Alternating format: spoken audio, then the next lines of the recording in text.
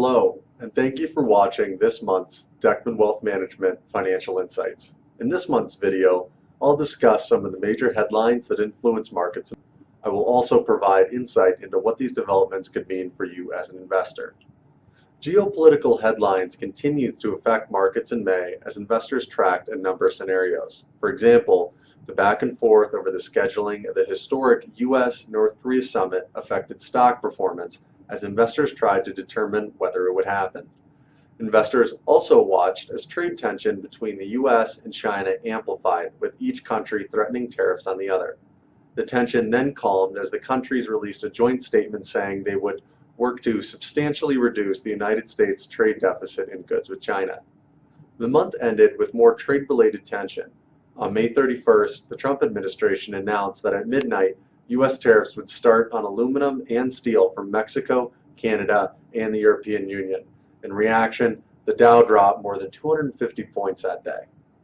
Despite the backdrop of political fluctuations, all three major U.S. indexes ended the month in positive territory. The S&P 500 gained 2.2%, the Dow added 1.1%, and the Nasdaq leapt forward 5.3%. As the month came to a close, we received a number of reports that indicated the economy continues to grow. In particular, the latest data shows that consumer spending jumped more in April than analysts had expected. Inflation also hit the Federal Reserve's target level for the second month in a row. Examined together, these two details led economists to increase their forecast for the economy's growth in the second quarter. Speaking of economic growth, we revised the data for the first quarter gross domestic product, or GDP, which increased slightly less than originally estimated. The change came largely from decreased business inventories. But rather than being negative, this data creates greater opportunity for increased production in future quarters. In fact, some estimates indicate that the second quarter GDP growth could be 4% or higher.